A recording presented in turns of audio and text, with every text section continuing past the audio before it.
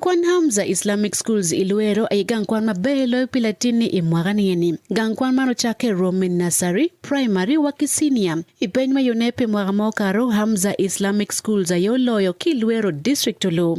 Gangkwan man tikijami duni mamiete pikwan palatin Nature Laboratory, Library, lufweni mauchuin ki Computer Laboratory. Pilotian kwan makiberi boarding section jami telo piki maj beru tiecha wa dujime kwa latini kuola bunga yela mokeken ki gangkwan. Gangkwan man beneno ikaberu malat mamiyo kerme toke lotiano kwan mabe itugo chalo miel kidongoga fu kachel ki gwakuleye. Choy lotiano kwan manyendo chake wogo ajo lotiano kwan makewira werke gang wake lotiano kwan my boarding section moro ka tie meting lotiano makewira mecher gangkwan kidwoko gen pajo ineno duju. Pingait matut gochim in namba maki.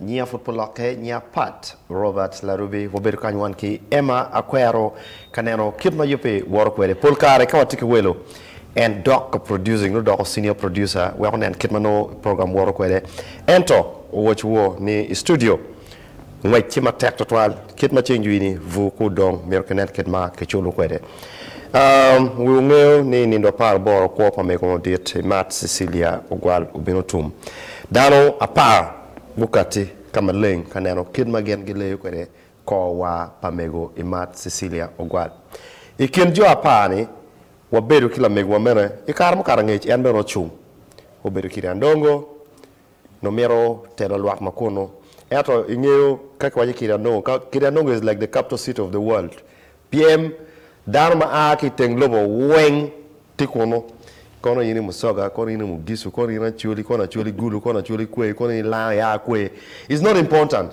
It's a global village no mero neno kin metelo kwere wi joma kono ento o woro kin mo woro kwenni kumbeni ero tamne ni dog gang ichar kama mego mena ayen mena aki kuno man watike wele studio nye Esther Akullo owo otada ajoli program poeta to all part me jolly program man me one low iburu na ber jo tianeno one low TV ami to poy wutu to all me kelo TV kiti bodjo kere menyu ti jo jamatia yai kinpinga papat nya eno ikoba ber kami to poyo ba pitin ami to da poyo ba pi ko Mat Cecilia ano bera tat Mat dano tegi me Uganda ento alego ni oba ketivo America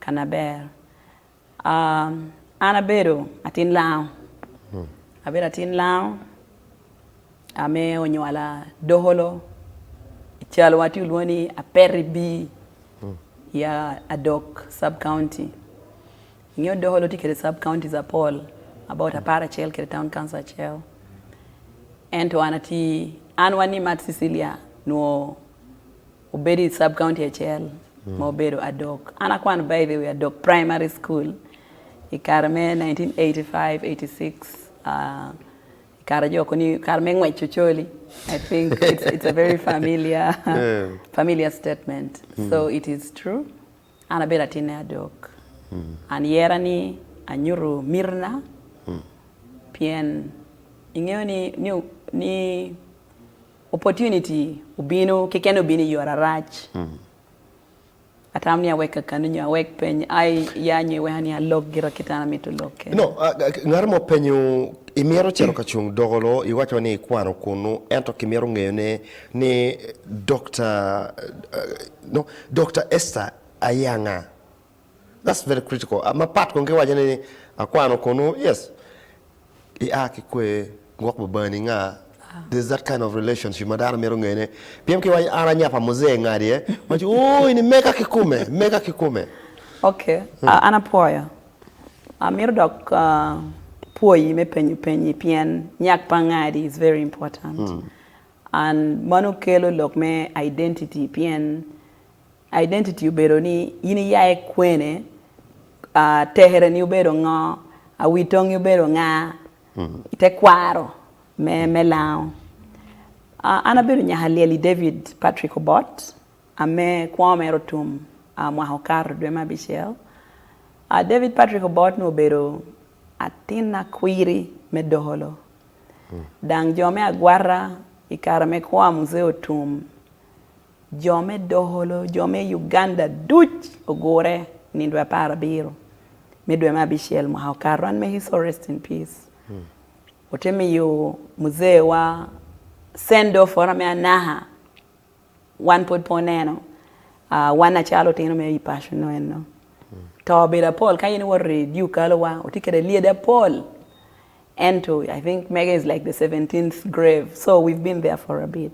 Ento en muzee David Obot ubino no dana ena maro so nyoma daha me yai rukunjiri amobedo mama na nye Mary tumusime Obot bakirigisa eno bedo nyahome onywalo Ruhinda a constituency outafiregi, so she's a muhororo kade wor me kwede ping dushunien meto ping kun eto endong karmo nyome doing in the 70s te bino ko dong te do bedo dong nyoka nyomi iwor turi gangi so that is actually what happened. Dong en kwameren so Paul antikero o megu kira mege apapat me yi passionien eto kwarwa monywalo muzee actually ya uyihuda bara is our main home ni pasha duong kana mo yi papa duong kama penwati ye kana penwati ye good afo emeteka doctor now any dong yabo conversation iti bara it now we have crossed the areas wangeni oloko ngeyu muyeme check ganga uchamo kwene koti dugu now that is a conversation more american ni miringe la tera mamege to the depths of the ideas wa ketika chara bolokui pida beta peni ene konda nga no eni dong watia loko maybe pen pek penyo kenyo ingeni kar an 25 years ago anangwene ki mahauchia traditionally ki church angolo bunyoro and kitame abino kerekiri andongo da poi doc mekoni that is the global village ka ini beru kiriandongo kiriandongo is a very I love kiriandongo because it is an interesting place, so you're right. Nearly everyone is there. For when we were sitting here on the set, I was teasing my colleague. Our elders used to tell us, Makshon Falls, young no pilach twal, nicho no akitu actually, gipie nam, gibiano gigao mon ki bunyoro, kada gingolo, ero don gino teme, kingolo masindi kikilo chak, kikelo kigumba dong ki wara so inoni poladana ino dauti actually ino ibunyoro idore lao no walwara kikenyo no po ngole mabo no that's true now that is the kind of ecosystem enemy ecosystem in because honorable Samotada adang poladano ngeyo ni now because of teach ingeni bunyoro no pod na wanto twal so his late father the late Peter Pio War may he so rest in peace obino ngalo business with Lahalao. And that is how he established the Otada family business. So one or two in the second generation, and we are raising the third generation of the business people. Well, so that is it. Now, Honorable, let's go to the hard conversation. Yes. Dokolo 2024 by-election. In your mirni, onyetika expressing your interest. Ngometika kele darmi Dokolo. Anapoyo. Kita yine neno kere 2024 ni ochake maraj. Piento umayo pedana me Dokolo kiken. Umayo dana me Uganda ki Africa la tela makwiri. Ginamokela amenyo tiatera kunu I Dokolo. Ubero tamana tamo I 2021. Tamana tamo ni peda da hoyani atama pien oyai tichana tiu nyo tichana tiu ya kina dano. Anati Ministry of Finance up to June 2020. And the Ministry of Finance kana no anati bediye no atia heading M&E, your monitoring and evaluation program. Actually, the current reform program, Okoni Resource Enhancement and Accountability Program. Reform program, omianeno jama Paul, omiarwate kede loba jada, kede ngwa agino timo pilogi. Ento tebero miya dok kwedo pingi ngomi wan achalo Uganda. What you chan watia medang is documented. Ero kautia kobo, okoni Uganda, the pearl of Africa. And you know, a pearl is a beautiful thing. So one of the kereberu pearl, yeah, me bed pearl in even our lives. In your kira one beru kere. Kai wore na to malume Uganda. Chan duong. Dang chani. Aye don't tell me akoni no. Kita don't want about other pobino do kere 2021. No. 2016. 2011, so that again 2011, 2016, 2016 yeah. So another koni andong, koni kai bedding it beer, yina iruodo. You don't be a beer. Aha, kala ni bena loke. So aneno aponyo dito tualite ala diti. Dana poe piano mia opportunity. Podo hachen in bed kai jokon. So omia aponyo jama poli bore. And then teacher omianeno carry budgets and look out you apportioning budgets in ena nama word when priorities dushu. So chan tie carry na no maxi sitieni. So tamate beretieni ka wora koni ya chung Dokolo at that time. Machiel nuadwa kokero napping pieni mat berotota. Oberatela metia timo the right thing. And mi odang imaro confusing jo Paul. Bedo mera no en bedo kera dit lobo. Omi jo neno mara dok apa patera tie. Kuna penny. Does that justify ni inero no ni mirewo mego or we are ichung kiriandongo and not Dokolo? Exactly. People want to understand that. Exactly. Because someone is already sending me watching the ichung kiriandongo. Ngwati don't take a duak gang kumbeti. Machel. Tiano kono popur. Tineno. So kari an tera tungcha. Tiano kono potimo popur. So atia neno ni miradok pashu. Adan mwadok koni by the way. Dang pocha heri chani. Pienti jama pola na kin pashu. Anatamu ni jonen ningo tada. Utada peti kiriandongo kiken.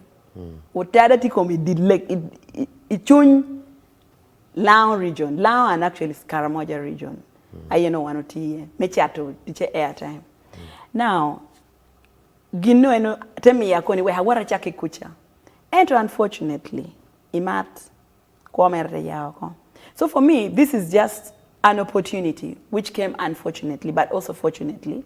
Me andong ya we had doctrine we had a team Jema Paul Abeshu or even much more because of the experience, because of the exposure.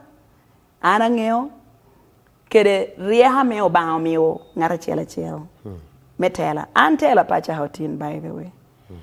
Local lobo met tumalo me Uganda under Uganda Land Owners Association. Ana yaberu chairperson. Me all landowners in that side, me northern, which is actually Kere Lowndes sub-region. And Karamoja.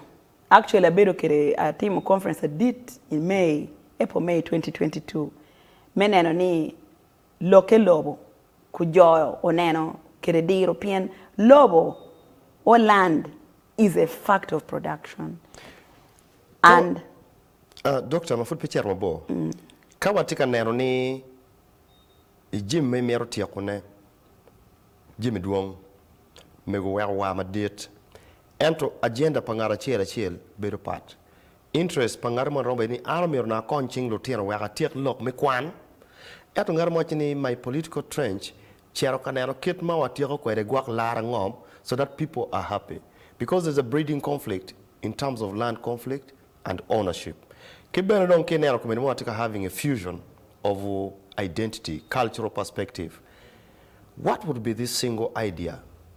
Miriam Ochan, in a unique perspective. Because katika timo evaluation, itika na energy maduong, you're not only evaluating part.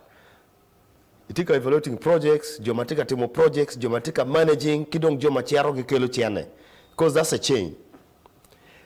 Ngo maitika kelune, which is more pertinent to the people down there. Apoyo. Now, giname ipenyo amea mitunia miniang part. Tieni, kama chel chan, ogorodano duch. And chan cannot be addressed with a single approach. Chan cannot be addressed by a single person. That is why, in one, government is playing a role, private sector is playing a role, the NGO is playing a role.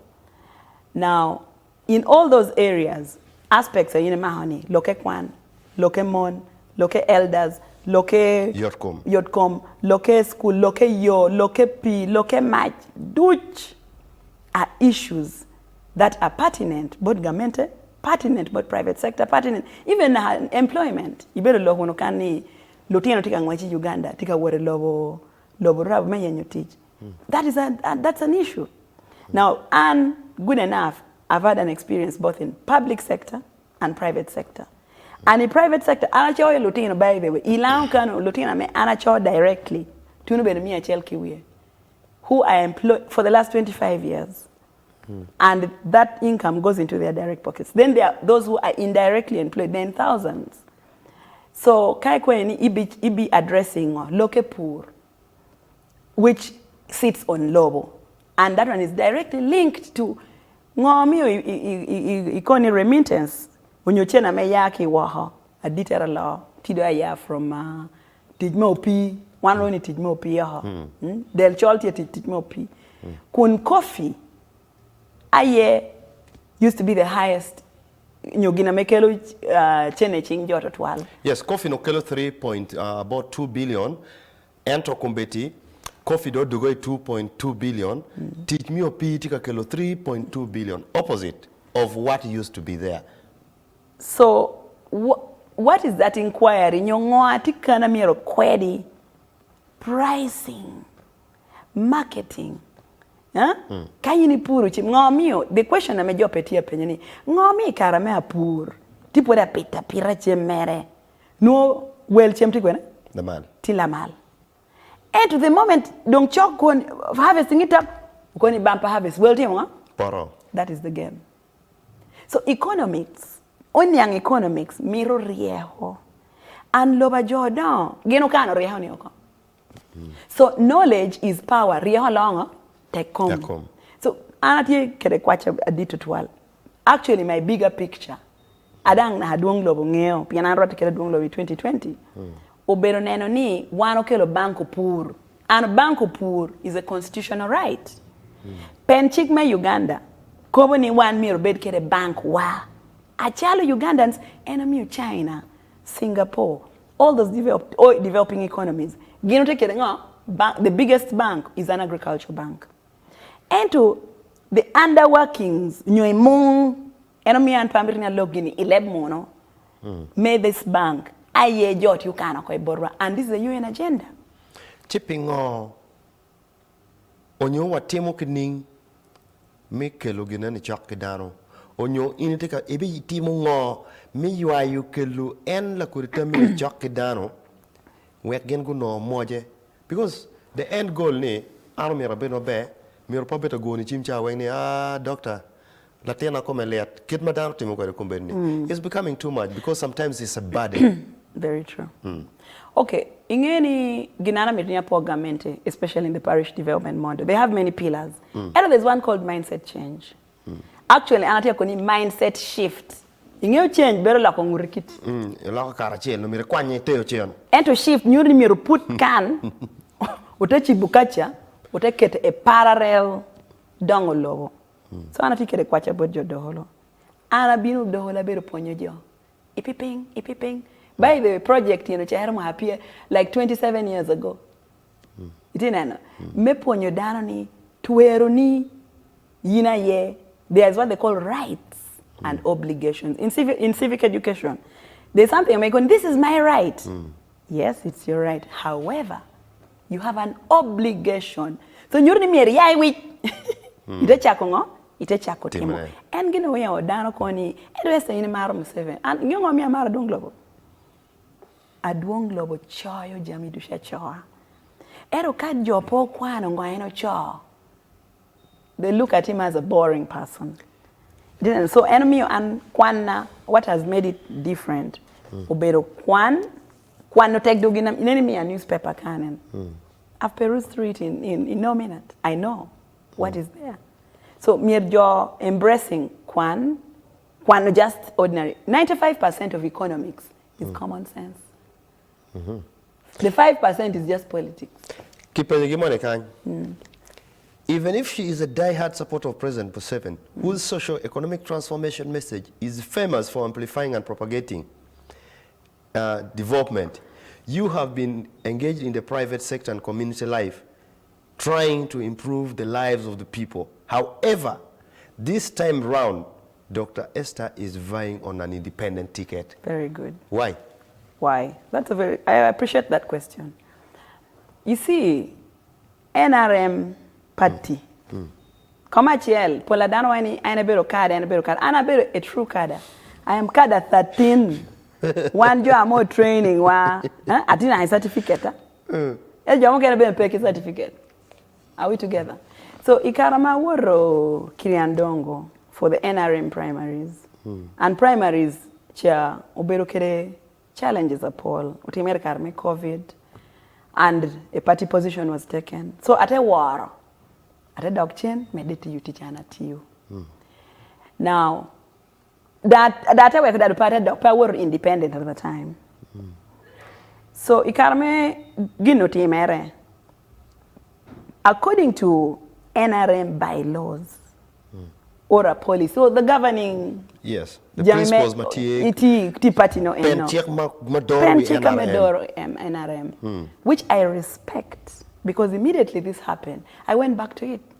Akwano, atena nani, party flag bearer, maho flag cha, keru komite buhekan, pimahadi, muhabich. So that is already a no-no area. Itinano, PND is already a flag bearer. Da jokoni ha inde neno yam joti mo primaries. Atauni beru no covering yam. Uyam was a unique case because ngatanuti yam akupata yote mo. May his soul rest in peace. So those are the two unique scenarios. So independent also has many reasons or aspects as to why I have party as it is now, and with the past experiences of one on party upohodano. Omio, even in Matt Cecilia, by the way, was being elected in her own right with her own charisma. When your leadership qualities are more about me, kedi jama enotiyo achalo dano. Edo she needed an umbrella. Can I enotiyo mo? Can I enotiyo? Edo ka koba dang kaina na nena.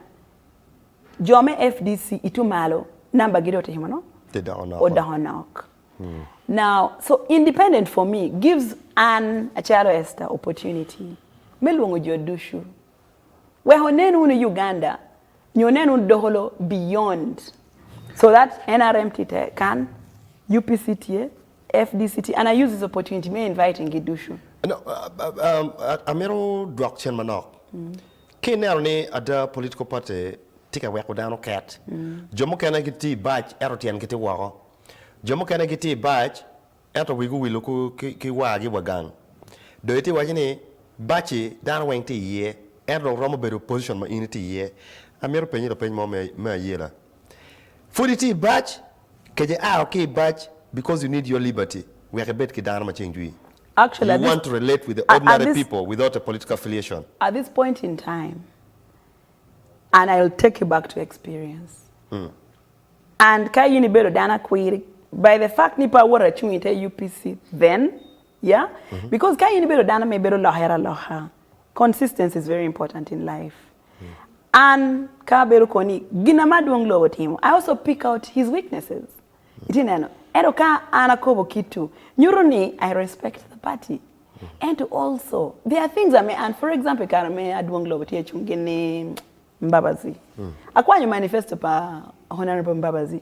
Aquano manifesto ni almost back to back. Good things were there. And at been a could be Jome Manifesto Committee. I can't even Geometry Developing Manifesto me NRM. Why do you reinvent the wheel? Kwanyuni can, utedongo Uganda. Because chan pengyo party. Chan transcends. Chan pengyo religion. You toli you beru chan to law, Protestant, you Protestant beru chan law, Muslims. Chan transcends everything. So ana miruni kong Jome Dokolo. Unyuti woni Uganda ni. We can actually be very independent. And at that point in time, we shall inquire more together. Ni uchungika kwene. Onyo, what other issues Dokolo want to be addressed? I think initial the prodigal son. Finger. Ni ti NRM. At a rain rate the art. Iti wa Johnny watching ama kibaba. Andong adom. Mirka ao. Eto anero watching we go for a short commercial break. Yes. Uye watch you manok, and then when we come back, we start from there. Gilma Esther take away ni independent is not a big deal. Gilma pera tek ni moktami keni peye party ye kweri kata kiwaje kwa change wi. Wagi konga kan kawa dugo mete Kenyo.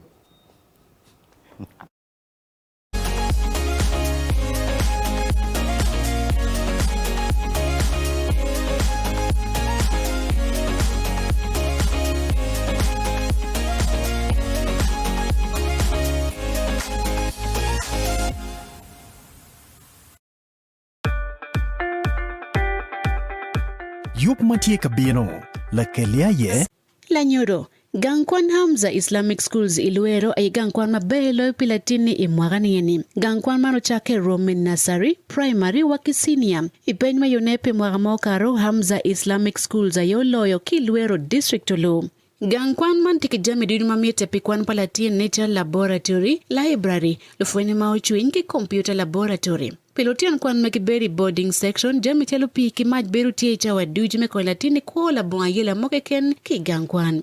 Gangkwan man beneno ikaberu malat mamiyo kermeto kilotiano kwan mabe itugo chalo miel kidongoga fu kachel ki gwakuleye. Choy lotiano kwan manyendo cha kewogom ajo lotiano kwan makewira wer ke gang wakilotiano kwan my boarding section moro ka tie meting lotiano makewira mecher gangkwan kidwoko gen pajo ineno duju. Pingait matut gochim in namba maki.